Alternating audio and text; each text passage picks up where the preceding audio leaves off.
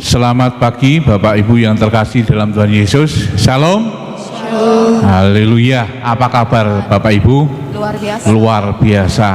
Apapun yang terjadi di dalam kehidupan kita, kita tetap bersyukur dan kita katakan luar biasa. Amin. Karena Tuhan kita adalah Tuhan yang tidak pernah meninggalkan sedikit pun kehidupan kita. Kita ada sebagaimana kita ada pada pagi hari ini, itu hanya karena rencana Tuhan yang indah bagi kehidupan kita. Amin. Haleluya. Mari kita sebelum bersama-sama memuji dan memuliakan nama Tuhan, kita satukan hati dalam doa.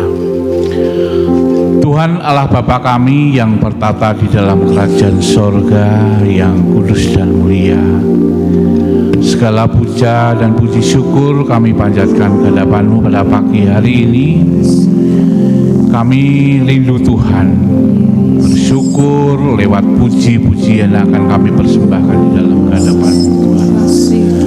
Satukan hati hidup kami Tuhan, layakkan kami Tuhan untuk memuliakan nama-Mu pada pagi hari ini, sehingga benar-benar pujian yang kami persembahkan menjadi dupa yang harum di hadapan. Terima kasih Tuhan Yesus, siapkan kami Tuhan untuk memuliakan nama-Mu. Oh Yesus,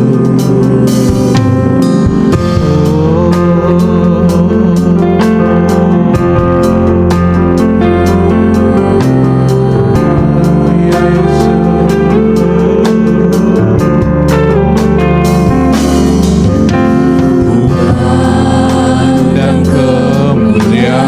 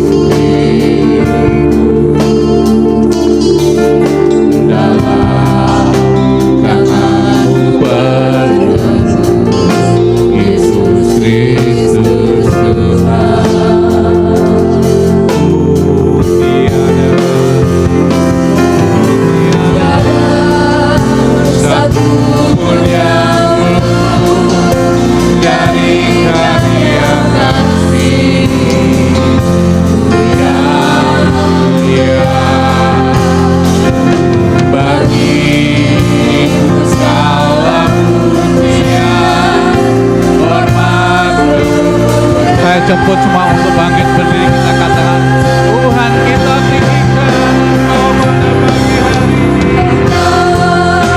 Tuhan ku tinggikan yang bangkit dan menang, Yesus Kristus Tuhan, Raja mulia dan mata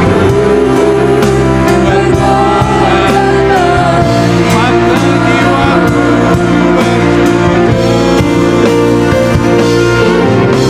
mata jiwaku menyembah Sang Raja, Yesus Kristus Tuhan, benar sempurna kuasa-Mu, agunglah karya-Mu,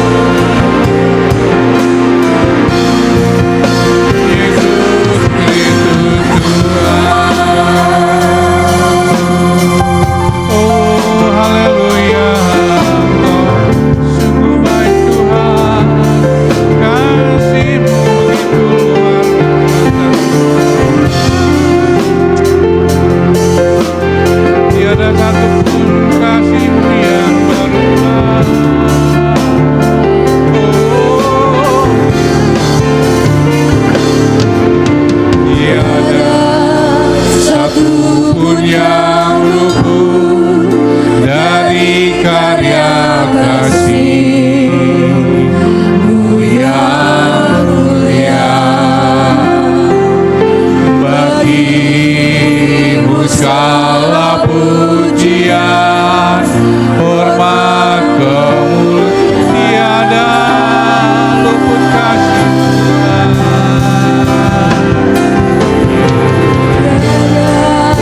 Satupun yang luput Dari karya kasih-Mu yang mulia. Bagi-Mu segala pujian, hormat, kemuliaan, Engkau kami tinggikan Yesus.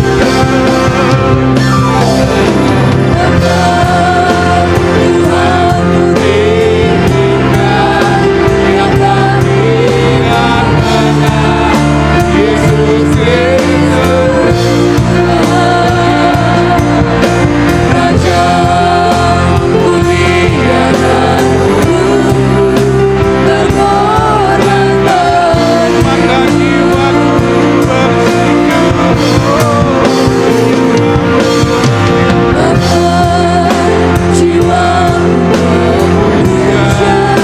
menyembah Sang Raja, Yesus Kristus Tuhan.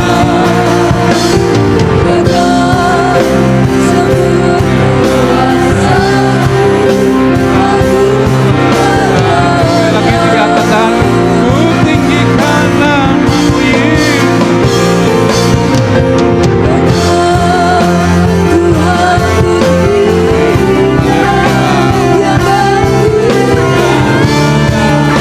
Yesus Kristus Tuhan, Raja mulia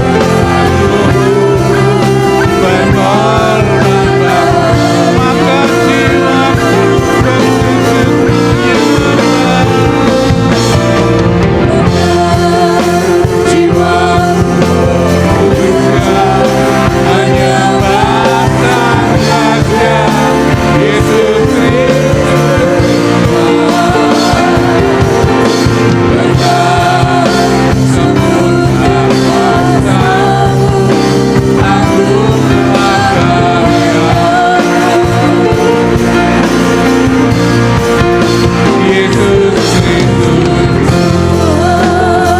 Yesus Kristus Tuhan, Yesus Kristus Tuhan, Yesus Kristus Tuhan.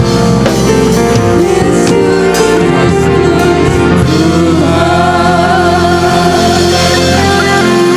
Terima kasih Tuhan. Kami yakini dan kami percaya hidup kami adalah milik-Mu Tuhan. Rencana-Mu selalu indah dalam setiap kehidupan kami.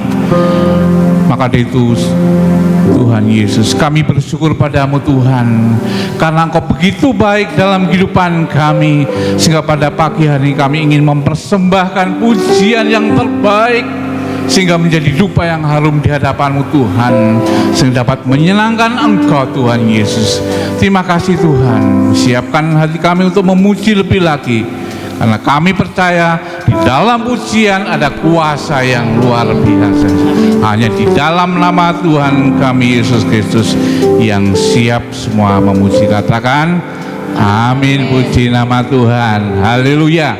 Tuhan kita adalah Raja mulia, Allah yang perkasa, Allah pemenang, Allah yang berkuasa. Amin. Amin. Puji Tuhan. Mari kita pujikan Tuhan Raja mulia.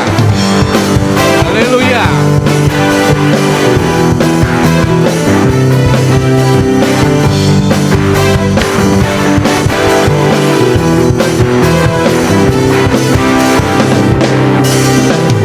Raja mulia, malam kemenang, Bapa yang kekal, berkuasa selamanya. Oh, segala cinta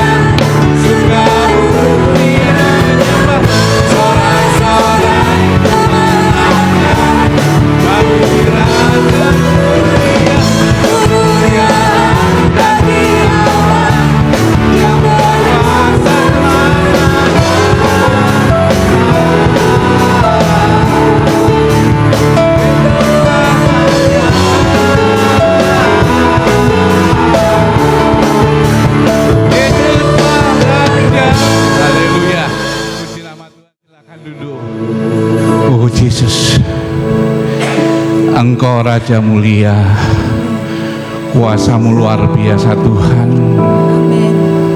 Engkau tak pernah membiarkan hidup kami sendiri.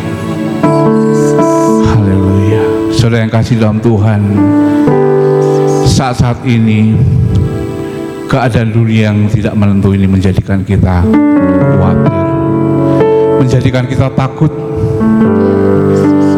Tapi kita tidak perlu ragu lagi, karena Yesus yang kita sembah, kuasanya tidak pernah diragukan lagi. Amin. Kita serahkan hidup kita sepenuhnya di dalam tangan penuh kasih akan selalu membawa kita satu kenyamanan dalam damai sejahtera, sukacita yang Tuhan berikan dalam kehidupan kita. Amin. Haleluya. Terima kasih Tuhan. Haleluya.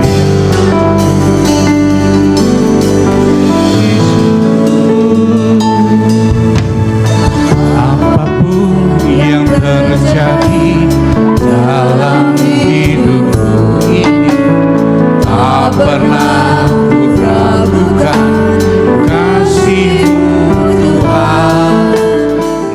Lewat gunung yang tinggi, dalam lembah yang curam, tak pernah ku ragukan kasih-Mu.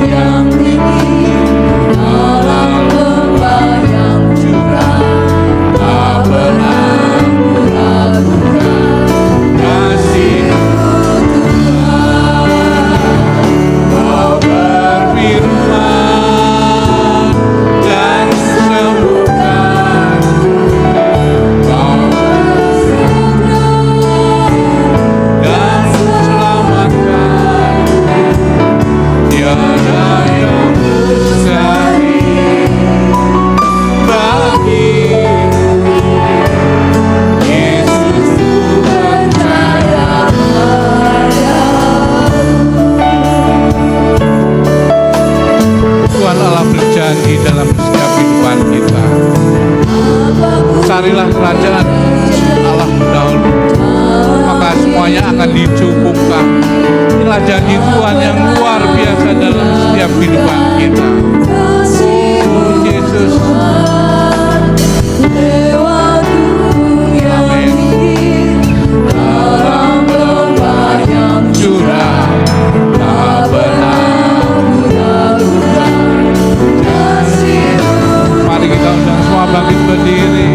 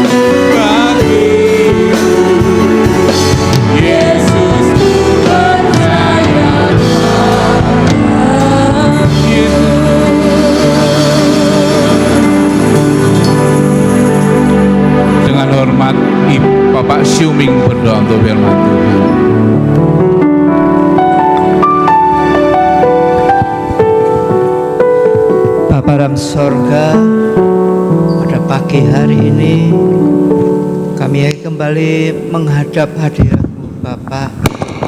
Kami bersyukur menyanyi Tuhan Yesus Kristus adalah gembalaku yang baik. Kami bersyukur pagi hari ini Tuhan, Engkau ada di tengah-tengah sidang jemaat-Mu. Engkau yang mengetahui segala isi hati umat-Mu Bapa. Sekalipun kami berjalan di dalam lembah yang kelam, tapi kami percaya akan firman-Mu yang sebentar lagi Kau ungkapkan melalui hamba-Mu Bapa. Biarlah firman-Mu yang kami imani, yang kami percaya ini Tuhan, memberikan kekuatan yang baru di dalam kehidupan kami ya Bapa. Sehingga kami boleh berjalan bersama-sama dengan Engkau Tuhan, untuk kami mampu mengatasi semuanya ini. Berfirmanlah melalui hamba-Mu Tuhan, urapi hamba-Mu, dampingi hamba-Mu ya Tuhan. Haleluya, haleluya. Setiap rahasia firman-Mu, sehingga kami dapat memahami, mengerti apa yang Tuhan inginkan di dalam kehidupan kami.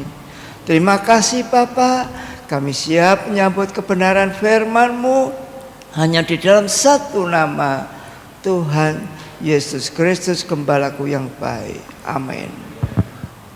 Amin. Puji Tuhan. Shalom. Haleluya. Puji Tuhan.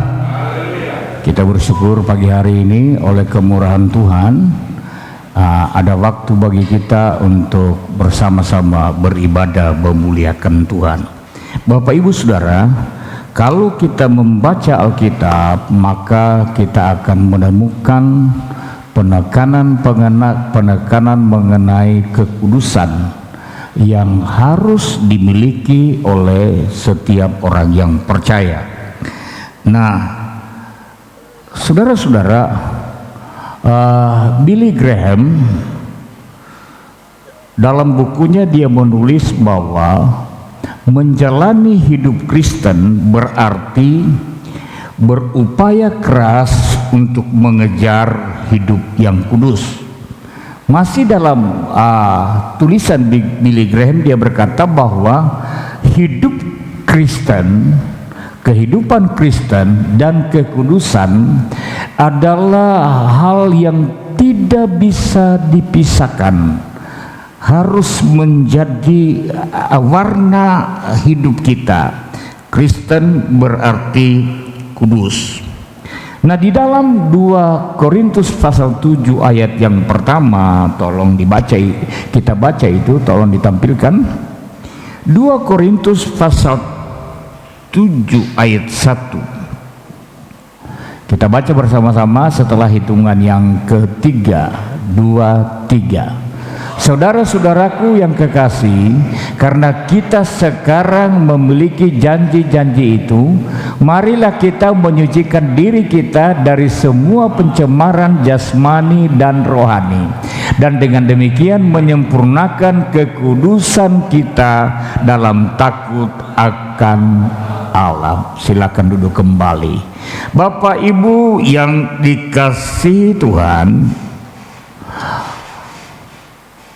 mengapa Rasul Paulus mengingatkan jemaat Tuhan yang ada di Korintus mengenai janji-janji Tuhan? Karena janji itu sangat penting dipegang, diimani oleh orang-orang Kristen, apalagi dalam menjalani hidup yang penuh dengan persoalan dan pergumulan, agar kita memiliki pengharapan yang kuat di dalam iman kepada Tuhan Yesus Kristus. Dikatakan bahwa karena kita sekarang memiliki janji-janji itu, artinya ketika dikatakan janji-janji itu, ada janji-janji yang diungkapkan oleh Rasul Paulus kepada jemaat Tuhan yang ada di Korintus. Kita mundur pasal yang ke-6 ayat yang ke-16 sampai dengan ayat 18. Nah, ini janji, saudara, janji yang diberikan oleh Tuhan kepada bangsa Israel. Apakah hubungannya bait Allah dengan berhala? Karena kita adalah bait dari Allah yang hidup menurut firman Allah ini. Aku akan diam bersama-sama dengan mereka dan hidup di tengah-tengah mereka, dan aku akan menjadi Allah mereka dan mereka akan menjadi umatku. Ini janji yang pertama yang Allah berikan, yang Tuhan berikan kepada bangsa Israel sebagai umatnya. Tuhan berkata bahwa mereka akan menjadi, kamu akan menjadi umatku dan aku akan menjadi Allahmu. Aku akan diam di tengah-tengah kamu.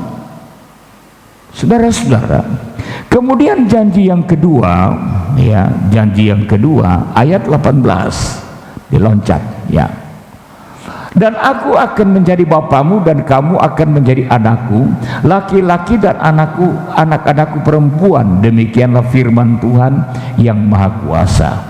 Jadi janji yang pertama, umat Allah, bangsa Israel jadi umat Allah, jadi Allah mereka. Sedangkan janji yang kedua, bangsa Israel menjadi anak laki-laki dan Allah menjadi bapa mereka. Nah, saudara-saudara, ini sangat penting. Allah berjanji untuk menjadikan mereka umat. Dikatakan, aku akan diam di tengah-tengah mereka. Allah hadir di tengah-tengah umatnya. Dan ini sangat penting buat kita dalam pergumulan hidup, dalam menghadapi ketidakpastian. Kehadiran Yesus menjadi jaminan kita. Kehadiran Yesus yang membuat kita berpengharapan, tidak perlu takut menghadapi kenyataan, karena persoalan yang kita hadapi terlebih dahulu dihadapi oleh Tuhan. Ketidakmampuan kita, Allah hadir dengan kemahakuasaannya. Dia mampu untuk menolong dan memberikan jalan keluar kepada setiap orang percaya. Nah, saudara-saudara, inilah janji yang Rasul Paulus katakan. Ini janji diberikan kepada bangsa Israel. Tapi sekarang dikatakan oleh Rasul Paulus, janji yang diberikan kepada bangsa Israel sekarang menjadi janji milik kamu. Menjadi janji milik saudara dan milik saya. Haleluya. Kita menjadi umatnya dan kita menjadi anak-anaknya. Ini sebuah jaminan sekali lagi bagi kita. Kalau kita menjadi anak dari seorang pembesar, orang yang kaya, orang yang punya kekuatan, kemampuan finansial, dan juga mungkin kekuatan, kita bangga. Tetapi tidak semua posisi-posisi itu menjadi suatu harapan. Tapi ketika kita menjadi umat Allah dan kita menjadi anak-anaknya, saudara-saudara, ini sebuah kebanggaan yang tidak punya alasan untuk kecewa. Ada orang tua yang kecewa dengan anaknya, ada anak yang kecewa dengan orang tuanya. Tapi sekali lagi, waktu Allah berjanji Dia menjadi Bapa, kita menjadi anaknya, kita tidak punya alasan untuk kecewa terhadap Bapa di sorga. Saudara-saudara, karena Dia yang berjanji, Dia pasti sanggup untuk menggenapi janjinya. Dia berkuasa menggenapi janjinya. Dia setia untuk tidak ingkar janji. Waktu kita selesai membangun gereja, tidak lama setelah itu ada seorang yang katanya hamba Tuhan. Dia datang, saya beri kesempatan untuk berkhotbah hari Kamis. Lalu dia berkata begini, Pak Yafet, ini gereja harus dipasang AC ini. Dia mulai, mungkin sekitar 4-5 ya. Ya, tadi pagi saya katakan Ibu Lili tahu orangnya itu. Lalu saya katakan, ya puji Tuhan, terima kasih. Ya, kan ketika waktu dijanji, apalagi janji yang baik, kita kan senang. Jadi kalau saya senang, wajar dong. Tetapi saudara-saudara, sampai orangnya pun hilang dari peredaran dunia ini, janji itu tidak pernah terpenuhi. Artinya apa?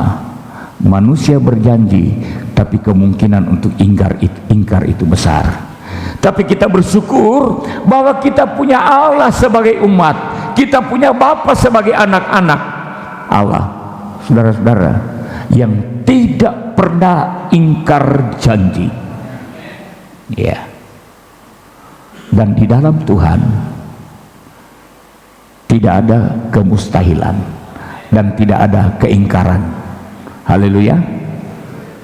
Terhadap janjinya, sekali lagi, bagi Tuhan tidak ada keingkaran dan tidak ada kemustahilan. Nah, saudara-saudara, nah kalau janji ini merupakan sebuah kebanggaan bagi kita, lalu yang menjadi pertanyaannya, bagaimana caranya supaya kita memperoleh janji hidup. Kembali tolong pasal yang ke-7 ayat yang pertama, 2 Korintus pasal 7 ayat 1. Ya.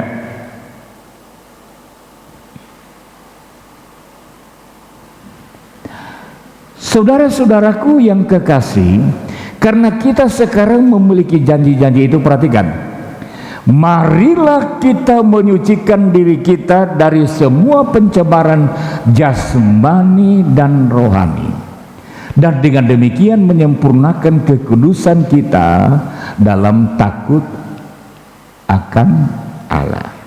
Saudara-saudara, ketika saya merenung mengenai menyempurnakan kekudusan, ya, seperti apa sebenarnya maksudnya? Ya, ketika kita mengalami kekudusan melalui pengorbanan, itu adalah kekudusan yang sempurna yang dikerjakan dari pihak Allah. Coba kita perhatikan yang pertama terlebih dahulu, bagaimana kita hidup dalam kekudusan dan apa makna ungkapan menyempurnakan kekudusan ini. Yang pertama, tolong dibuka Kolose pasal 1 ayat 22. Kolose pasal 1 ayat 22. Ayat atau ayat 19 mulai. Karena seluruh kepenuhan Allah berkenan diam di dalam Dia. Semua kepenuhan, seluruh kepenuhan Allah, Allah Tritunggal dikatakan berdiam di dalam Kristus Yesus. Injil Yohanes berkata tidak ada seorang pun yang pernah melihat Bapa, tetapi anak yang ada di pangkuannya itulah yang menyatakan Dia. Tuhan Yesus berkata bahwa siapa yang sudah melihat aku, dia juga sudah melihat Bapa. Jadi saudara-saudara, betullah apa yang dikatakan di sini, bahwa seluruh kepenuhan Allah itu berdiam di dalam diri Yesus Kristus. Ayat 20. Dan oleh Dialah ia memperdamaikan segala sesuatu dengan dirinya, baik yang ada di bumi maupun yang ada di sorga, sesudah ia mengadakan pendamaian oleh darah salib Kristus. Ya, saudara-saudara, kita perhatikan ayat ini. Ayat ini menyatakan kepada kita posisi kita sebagai orang percaya. Sebelum kita percaya dan sesudah kita percaya. Sebelum kita percaya dikatakan apa? Kita ini ada dalam posisi memusuhi Tuhan. Coba ayat 21.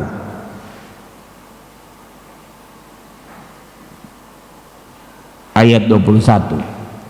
Juga kamu yang dahulu hidup jauh dari Allah, yang memusuhinya dalam hati dan pikiran, seperti yang nyata dari perbuatanmu yang jahat. Ini posisi kita dulu. Kita memusuhi Allah. Tetapi setelah kita menerima Yesus, kita terima perdamaian di dalam salib Kristus, kita menjadi anak-anak Allah. Ya. Ayat 22, apa yang kita alami di sana dikatakan, ya, sekarang diperdamaikan di dalam tubuh jasmani Kristus oleh kebaktiannya untuk menempatkan apa? Kamu kudus dan tak bercacat dan tak bercela. Perhatikan, menempatkan kita kudus dan tak bercacat dan tak bercela di hadapannya. Artinya apa? Waktu kita menerima Kristus sebagai Tuhan dan Juru Selamat, kita mengalami pendamaian dengan Bapa di sorga melalui pengorbanan Kristus.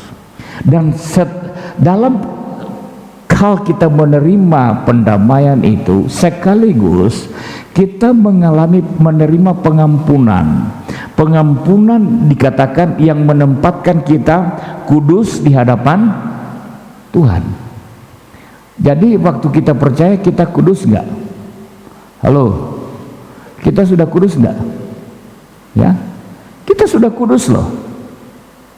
Kan ayat ini berkata, kudus dalam kaitannya dengan apa?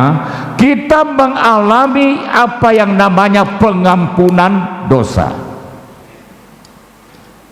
Waktu dosa kita diampuni, kita kudus di hadapan Allah.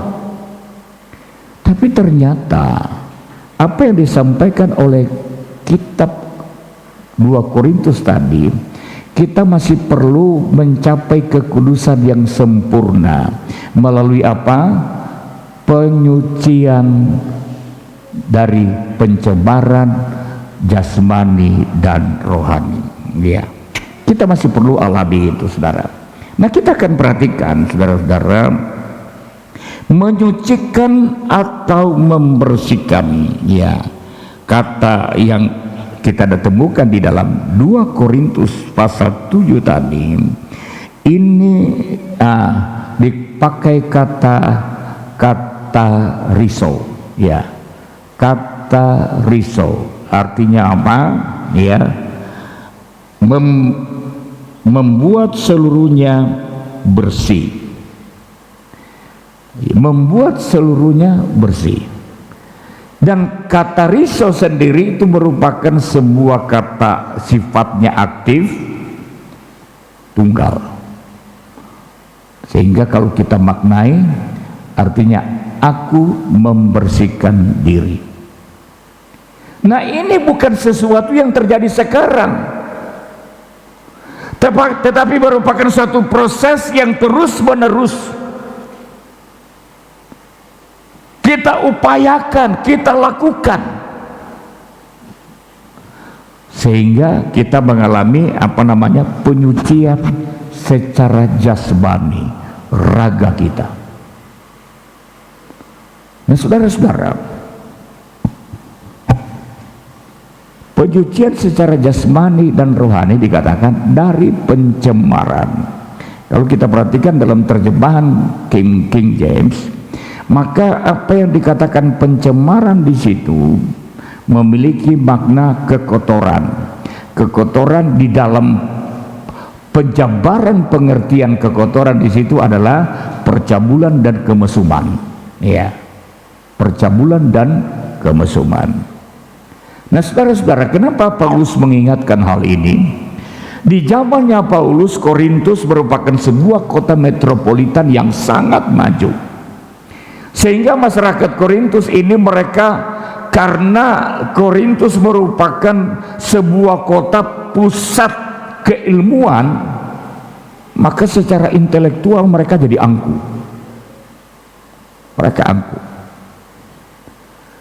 Nah, kota Korintus juga sebagai kota metropolitan adalah sebuah kota perdagangan yang cukup maju pada zaman itu, sehingga masyarakat Korintus boleh dikatakan adalah masyarakat yang kaya. Nah, karena kekayaan ini juga mereka jadi angkuh, jadi sombong. Ya. Saudara-saudara, jadi kita perhatikan bahwa orang pintar bisa jadi sombong, orang kaya bisa jadi sombong. Kita bukan berarti tidak boleh pintar. Kita bukan berarti tidak boleh kaya. Orang Kristen saya katakan boleh pintar. Anak-anak kejar pendidikan setinggi mungkin. Yang sudah bekerja, upayakan pekerjaanmu semaksimal mungkin supaya engkau berhasil dan menjadi kaya, kumpul uang sebanyak-banyaknya. Tetapi sebagai orang Kristen, kalaupun kita cerdas dalam kerendahan hati. Sebagai orang Kristen, kalaupun kita berhasil diberkati Tuhan, kita diberkati Tuhan di dalam kerendahan hati. Ini yang dialami oleh masyarakat Korintus. Tetapi secara moral, masyarakat Korintus ini sangat bejat. Kenapa? Di sana dosa perzinahan, percabulan terjadi, penyembahan berhala. Nah, saudara-saudara, kondisi masyarakat duniawi sekuler yang ada di Korintus rupanya ini mempengaruhi kualitas iman jemaat Tuhan yang ada di Korintus. Nah, karena itu Paulus perlu mengingatkan, kalau kita mau untuk mencapai kekudusan sempurna, memang kita sudah alami kekudusan oleh karena pengorbanan Kristus dari pihak Tuhan selesai. Tetapi menyempurnakan kekudusan ada yang dari pihak kita yang perlu kita upayakan. Itu yang Billy Graham katakan. Hidup Kristen artinya berupaya keras mengejar kekudusan. Nah, kenapa berupaya keras? Karena ternyata kita harus membersihkan jasmani kita. Aku membersihkan diri dari kecemaran, kekotoran, percabulan, kemesuman, keangkuhan, kesombongan. Ya, ketika kita bicara mengenai percabulan, kemesuman, ini kan kekotoran jasmani.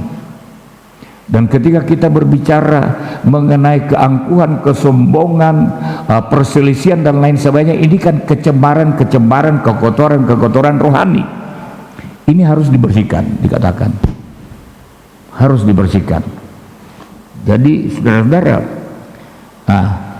dan ketika kita mulai berusaha untuk membersihkan, hari ini kita tindakannya kan berarti menjauhkan diri. Hari ini kita menjauhkan diri dari percabulan dan kemesuman, kekotoran jasmani. Apa sudah selesai? Tidak. Ini satu perjuangan yang terus menerus. Karena hari ini mungkin kita berhasil untuk menghindari yang namanya percabulan, kemesuman. Kemungkinan besok itu terjadi. Sebab itu upaya untuk membersihkan ini harus terjadi secara terus menerus. Ya. Tidak berhenti hidup dalam ketaatan. Itu maknanya. Jangan pernah bosan hidup taat kepada firman. Tidak ada pilihan hari dan tidak ada pilihan waktu, tidak ada pilihan kasus. Apapun harinya, apapun waktunya, apapun kasusnya, orang percaya harus tetap hidup taat untuk kudus di hadapan Allah. Memang berat, saudara. Karena itu tidak salah kalau Billy Graham berkata berupaya keras mengejar kekudusan. Saudara-saudara, kita ada di tengah-tengah dunia yang seperti ini, ya. Yang saya juga tidak sering tapi beberapa kali mengatakan, sepertinya masalah-masalah moral itu diabaikan, tidak terlalu penting untuk diperhatikan, seperti yang terjadi di jemaat Korintus. Karena kondisi masyarakat Korintus seperti itu, sehingga ketika terjadi percabulan di antara jemaat, kemesuman di antara jemaat ada perselisihan, ada keangkuhan, dianggap seperti sesuatu yang biasa. Padahal di hadapan Tuhan itu bukan satu hal yang biasa. Jangan sampai kemudian pola pikir kita dipengaruhi oleh dunia ini, lalu kita mengabaikan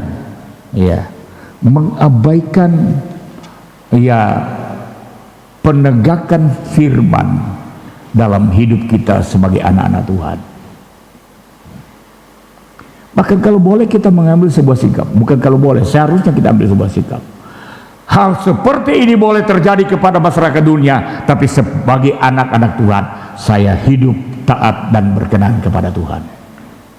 Itu sikap yang harus kita ambil.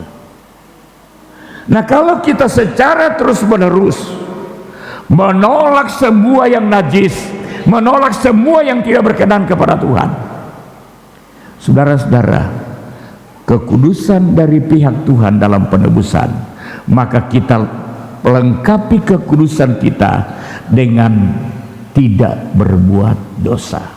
Jadi saudara perhatikan ya, kekudusan dari Tuhan, kekudusan yang menghapus dosa kita, betul? Nah, kekudusan yang kita kejar, kekudusan karena kita tidak berbuat dosa. Beda ya? Menghapus dosa itu bagian Tuhan, tidak berbuat dosa itu bagian kita. Nah, kegagalan kita di sini, saudara. Nah, diperlukan orang-orang Kristen yang punya sikap yang tegas di dalam iman. Saya berulang kali katakan, saudara-saudara, bukan saatnya lagi kita tidak punya warna yang jelas. Ya, bukan saatnya. Ini justru saatnya kita berubah. Kita berubah.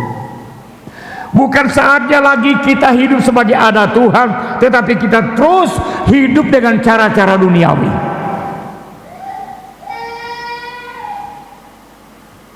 Waktu yang Tuhan sediakan bagi kita itu semakin singkat.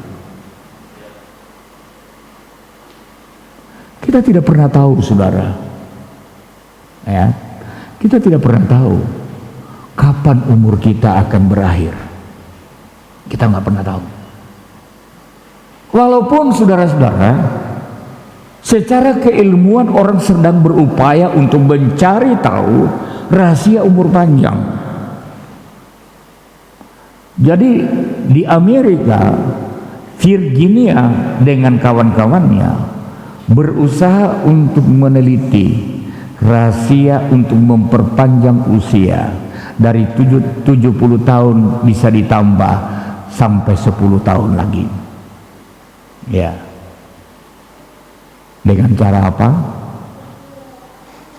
Menikmati hidup, jangan stres, jangan minum alkohol, merokok. Ya, ini ngabani dia. Saya belum selesai khotbah dia sudah selesai ini. Jangan apa-apa.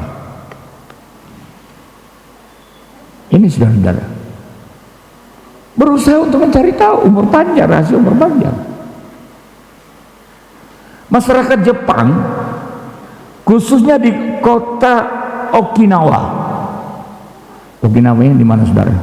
Dekat Mundut ya. Kota di mana ditemukan sangat banyak orang-orang yang berusia 100 tahun lebih. Ketika dicari tahu, apa sih rahasianya? Rahasianya adalah tidak berhenti beraktivitas walaupun hanya membersihkan rumah.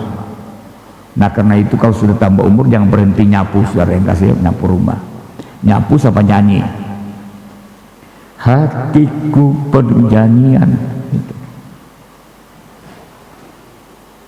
Yang juga dikatakan aktivitas apa? Berkebun. Kenapa berkebun jadi satu rahasia? Karena berkebun itu selain berolahraga, menghilangkan stres, kita makan dari makanan hasil kebun kita. Tidak ada pestisida dan lain sebagainya.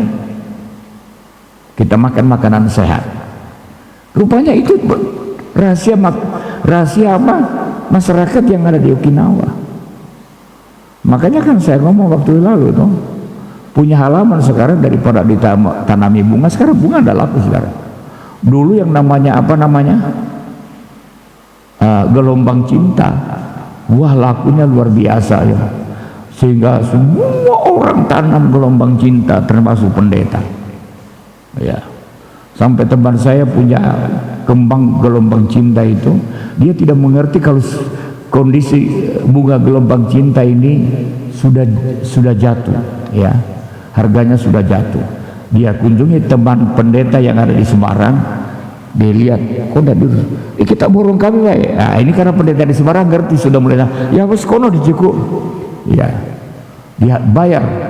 Setelah dibayar 1 minggu kemudian anjlok. Sekarang kembang-kembang kan sudah tidak pakai laku, orang tanam sendiri. Daripada tanamin kembang, saudara, beli pot, tanamin lombok, tanamin tomat. Saudara butuh sambal, ada lombok batik sendiri, ada tomat, tidak perlu beli. Kalau beli kan sekarang di pasar mahal, saudara. Paling tidak kan dengan mengambil tanaman sendiri, kita sedikit mengurangi pengeluaran. Tapi rupanya ini dijadikan menjadi suatu aktivitas yang memperpanjang usia. Berolahraga, tidak stres, makan makanan sehat. Tetapi saya mau katakan, betapapun kita berupaya untuk umur panjang, kita tidak pernah tahu kapan Tuhan panggil kita. Nah, karena kita tidak pernah tahu kapan saatnya Tuhan panggil, yang terpenting bagi kita sebagai orang percaya, setiap saat kita berusaha kejar kekudusan. Sehingga ketika kita dipanggil Tuhan, diperhadapkan di hadapan hadiratnya, kita dijumpai tidak bercacat dan tidak bercela, karena kita ada dalam kekudusan yang sempurna ya. Berkat yang mendampinginya selama kita jalani hidup ini, waktu kita berusaha menyempurnakan kekudusan ini, saudara-saudara, engkau menjadi anak Bapa di sorga, saudara dan saya menjadi umatnya Allah yang Maha Kuasa. Kita tidak perlu takut, karena Dia berjanji ada di tengah-tengah kita semua. Dia pengharapan yang menjamin hidup kita, menolong kita dalam segala perkara. Mari kita bangkit berdiri. Kita nyanyikan pujian tadi.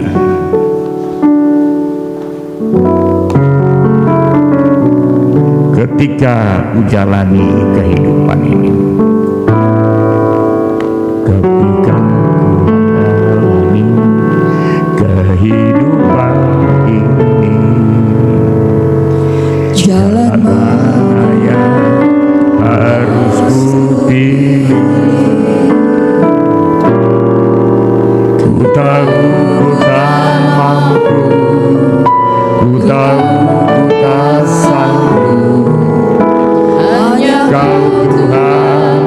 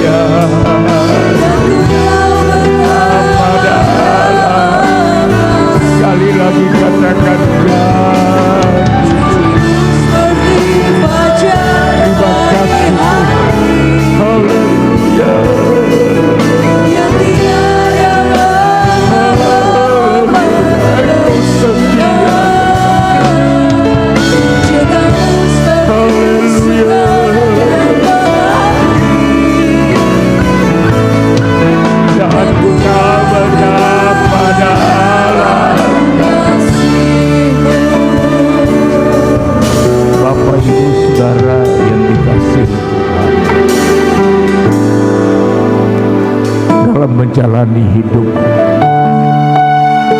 yang terasa semakin berat.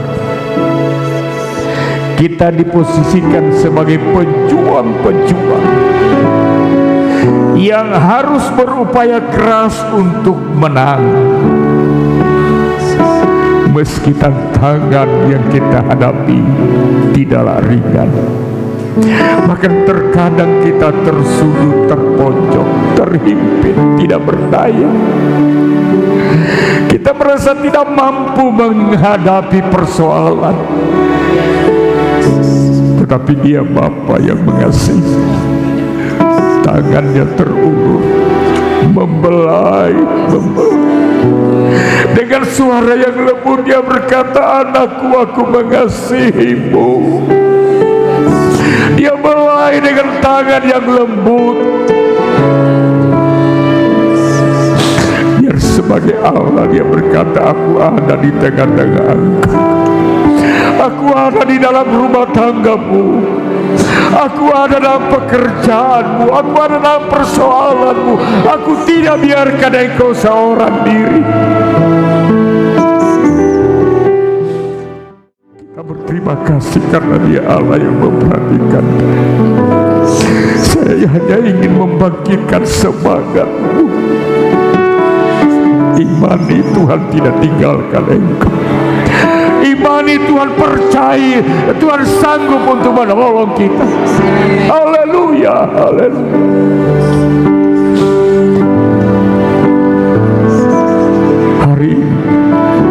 Hari ini mungkin kita sedang ada pergumulan berat. Kita hanya mau berseru kepada Tuhan. Haleluya, haleluya, haleluya.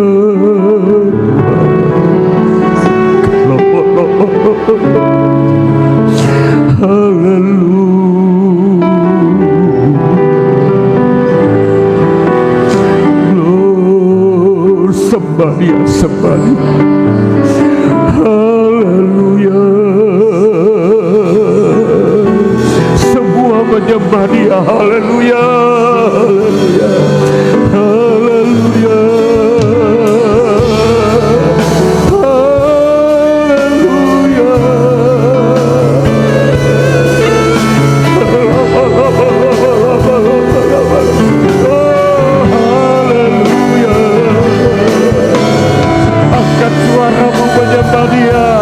Angkat suaramu mengagungkan Dia. Haleluya, haleluya.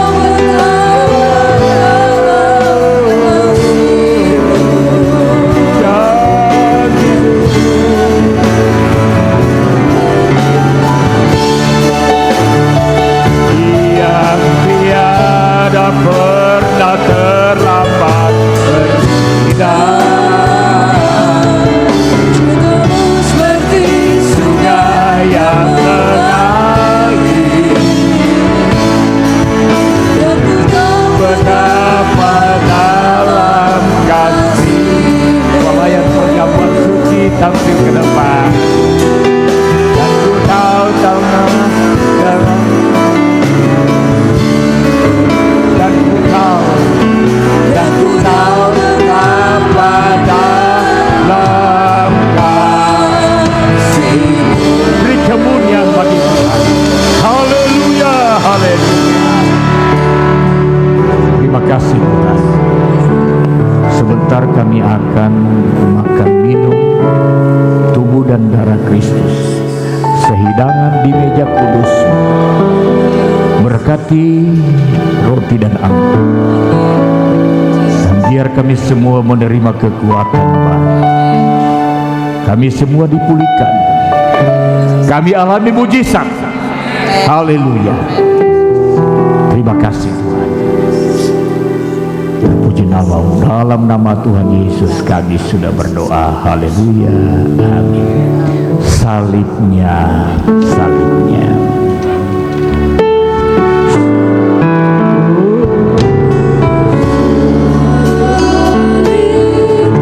Amin, haleluya.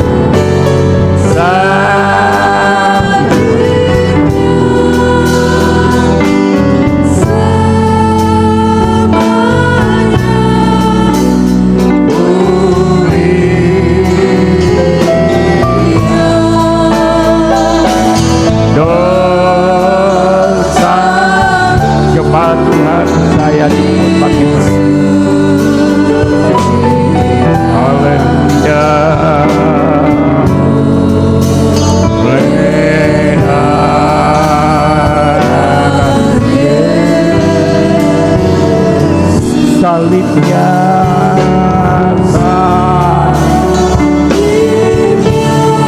haleluya.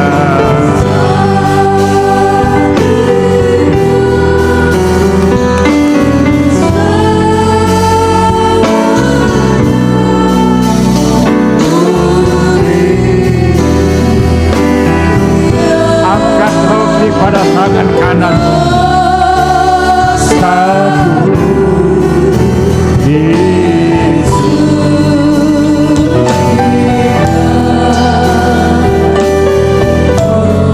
haleluya, terima kasih.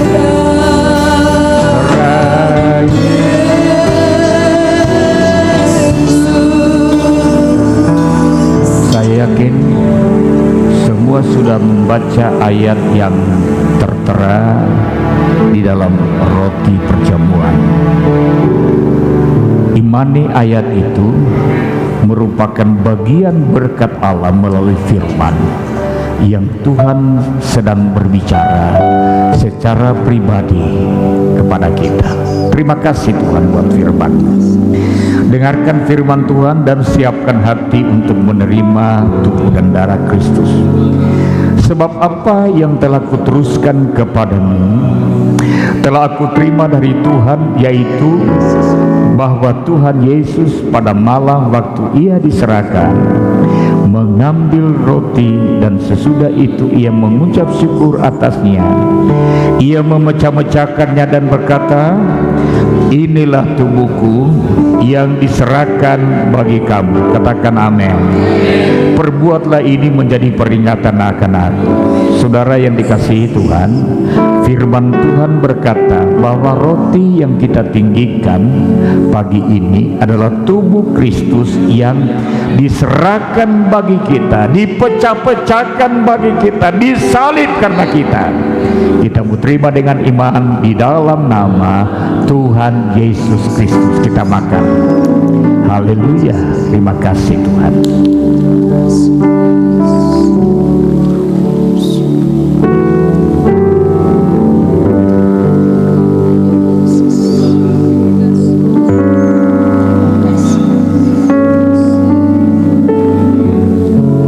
Terima kasih Tuhan.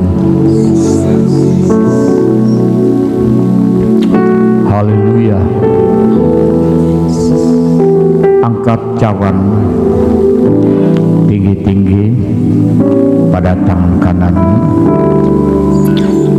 Demikian juga ia mengambil cawan sesudah makan lalu berkata, cawan ini adalah perjanjian baru yang dimeteraikan oleh darahku. Perbuatlah ini setiap kali kamu meminumnya menjadi peringatan akan aku. Saudara yang dikasihi Tuhan, firman Tuhan berkata bahwa cawan yang kita angkat, yang kita tinggikan, sudah dimeteraikan oleh darah perjanjian, yaitu darah Yesus sendiri, yang olehnya kita beroleh penebusan, kita dikuduskan, dan oleh bilur-bilurnya kita disembuhkan. Kita mau terima dengan pengucapan syukur dan dalam iman di dalam nama Tuhan Yesus Kristus. Kita minum. Haleluya, haleluya, haleluya, haleluya, haleluya. Muliakan pengorbanan Kristus. Kami semua yang sudah menerima tubuh dan darah-Mu, kami sudah menerima aliran kuasa Allah, kami sedang mengalami mujizat yang berkarya di dalam kami. Kami dipulihkan, kami diberkati, kami dikuatkan. Terima kasih Tuhan. Hamba berdoa menyerahkan umat-umat-Mu sepanjang minggu ini ke dalam tangan-Mu. Penyertaan Tuhan menyertai mereka dalam perjalanan, pemeliharaan Tuhan nyata dalam rumah tangga, limpahkan damai sejahtera-Mu dalam usaha pekerjaan mereka, diberkati dalam nama Tuhan Yesus. Belalang pelompat, belalang pelahap, pengerip semua disingkirkan. Umat-umat Tuhan menikmati berkat Allah. Terpuji nama-Mu ya Tuhan, yang berulang tahun dalam minggu yang kami lewati. Kiranya penyertaan Tuhan yang sama menyertai mereka. Yang sakit hari ini jamah dan sembuhkan mereka semua. Terima kasih. Kedangkan tangan-Mu saudara.